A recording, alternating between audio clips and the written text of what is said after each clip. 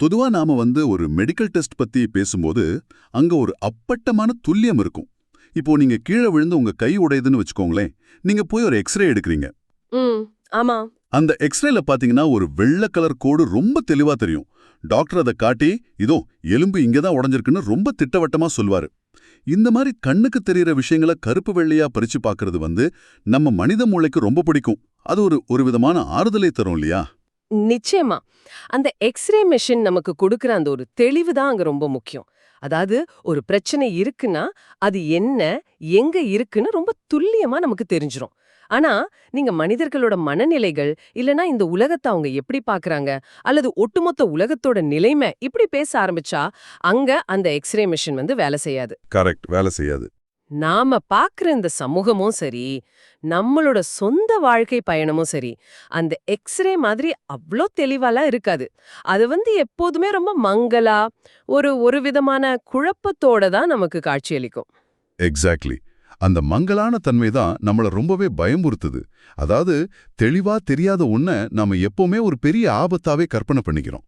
அந்த பயத்திலிருந்து தான் இந்த எதிர்மறை எண்ணங்கள் எல்லாம் முளைக்குது. உண்மைதான். இந்த மங்கலான உலகத்தை நாம எப்படி பார்க்கணும் அப்படிங்கறத பத்தி பேசுறது தான் இன்னைக்கு நம்மளோட இந்த ஆழமான அலசலோட முக்கிய நோக்கம். நேயர்கள் எல்லாருக்கும் வணக்கம்.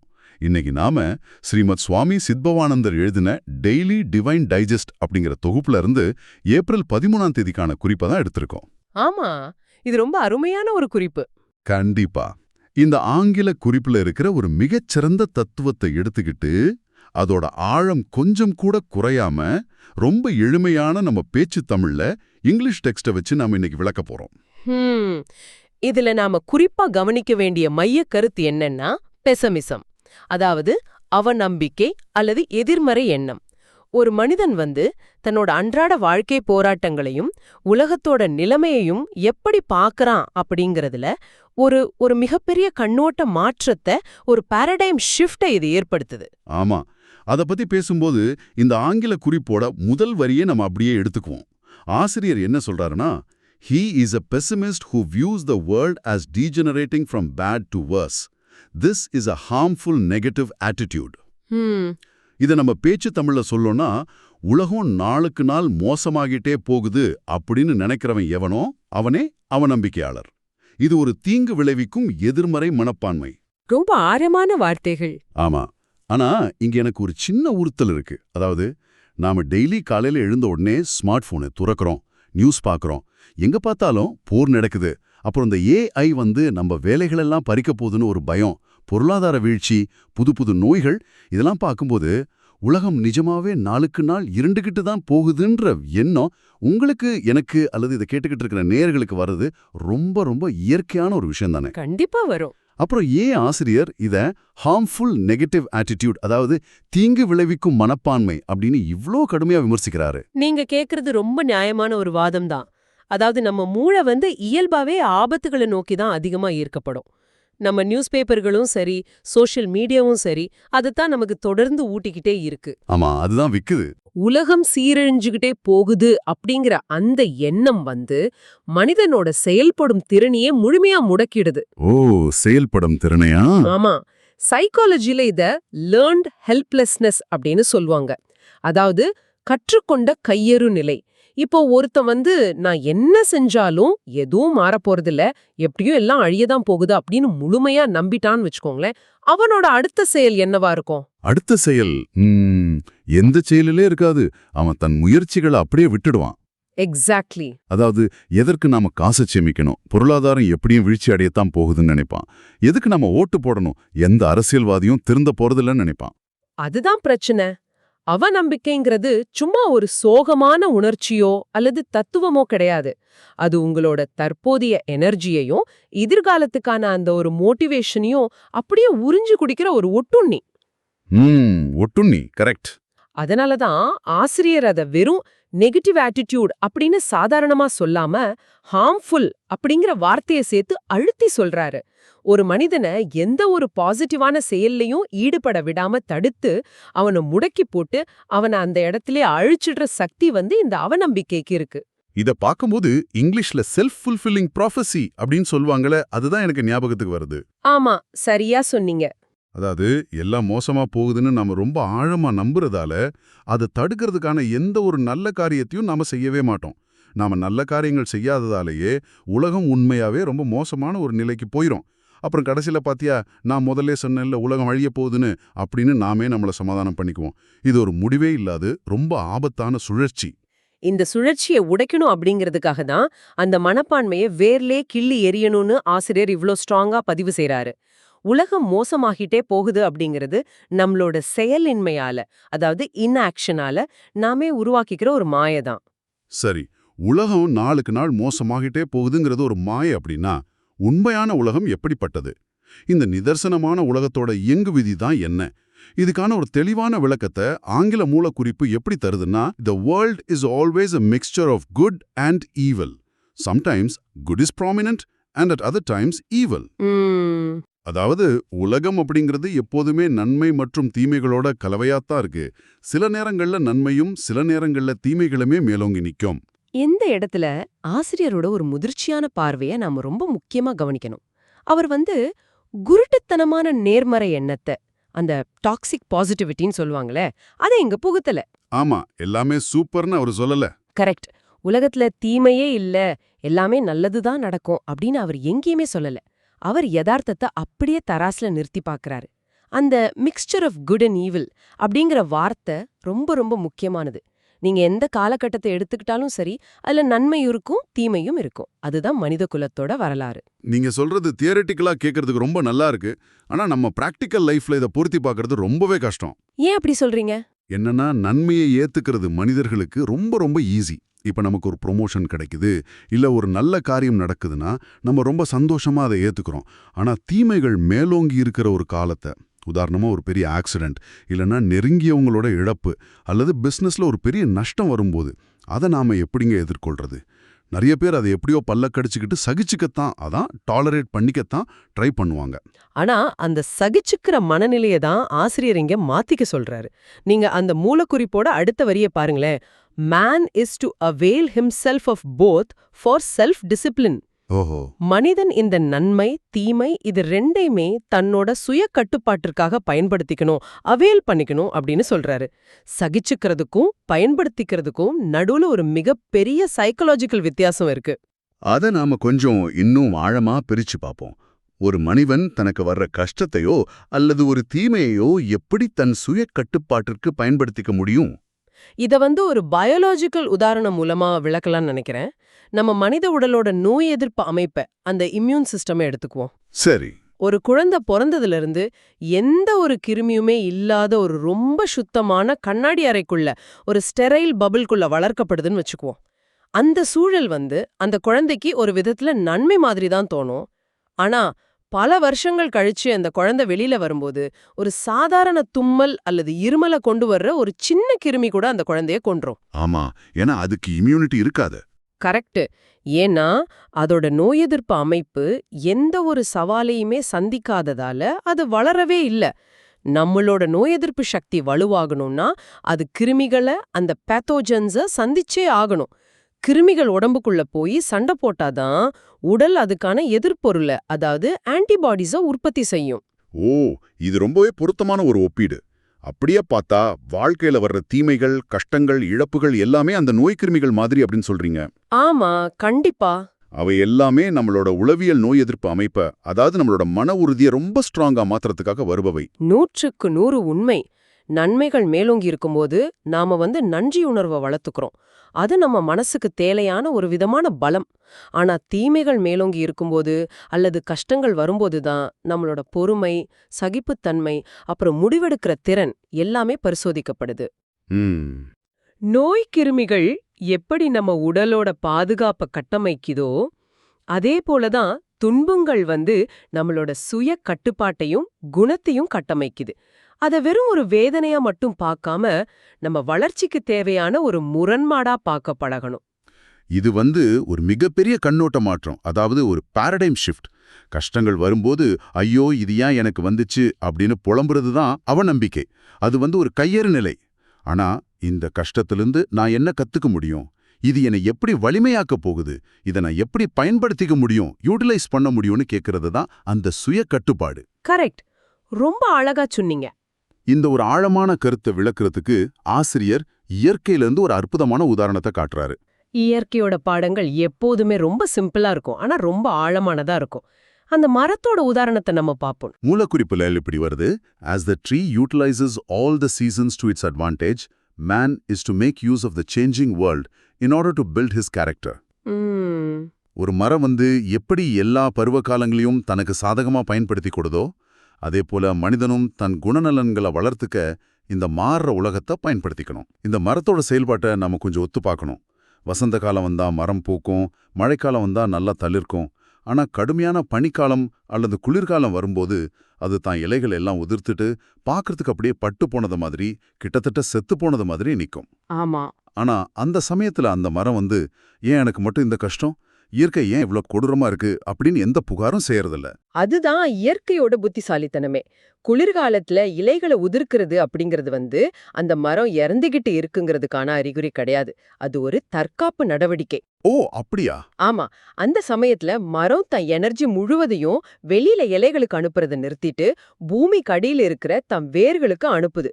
மேலோட்டமா பார்த்தா மரம் எந்த வளர்ச்சியுமே இல்லாம அப்படியே முடங்கி கிடக்கிற மாதிரி தோணும்.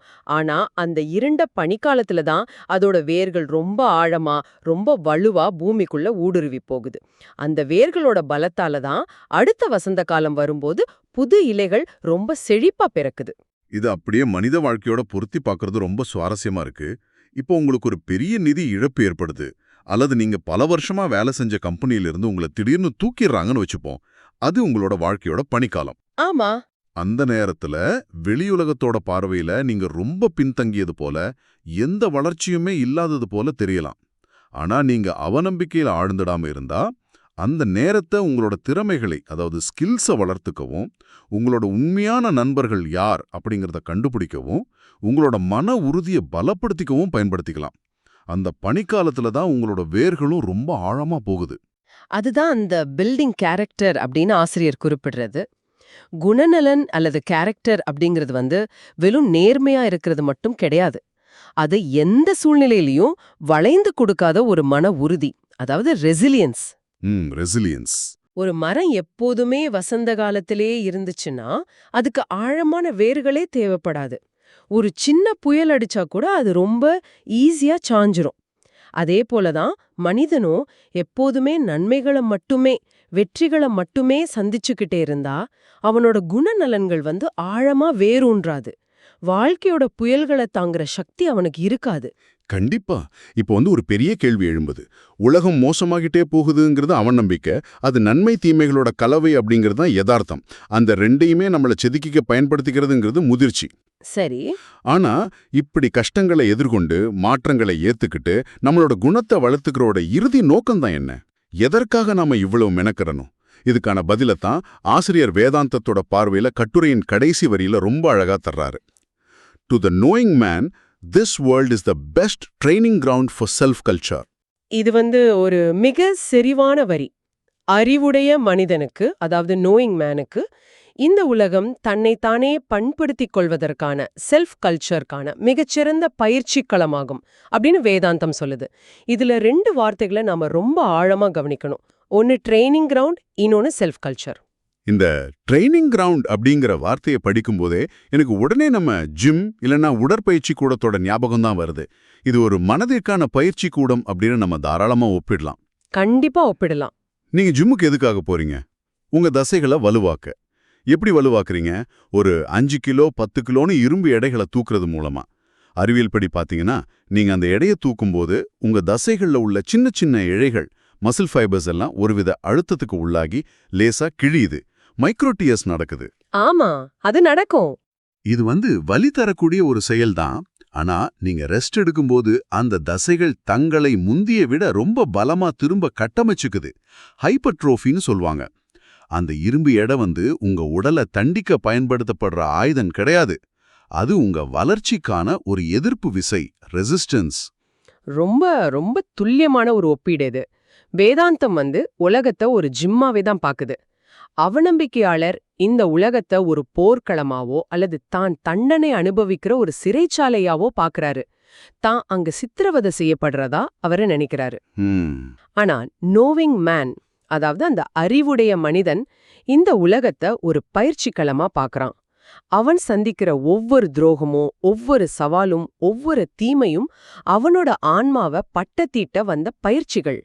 அவனோட பொறுமை, மன்னிக்கும் குணம், விடாமுயற்சி மாதிரியான குணநலன்களை வலுவாக்க வந்த இரும்பு எடைகள் தான் அந்த பிரச்சனைகள். இந்த இடத்துல அந்த செல்ஃப் கல்ச்சர் அப்படிங்கிற வார்த்தையும் ரொம்ப முக்கியத்துவம் பெறுது. நாம விவசாயத்துல அக்ரிகல்ச்சர் அப்படின்னு சொல்றோம்ல, அதாவது ஒரு நிலத்தை பண்படுத்தி அதுல நல்ல விதைகளை விதைத்து களைகளை நீக்கி ஒரு பயிரை வளர்த்து எடுக்கிறது. ஆமா.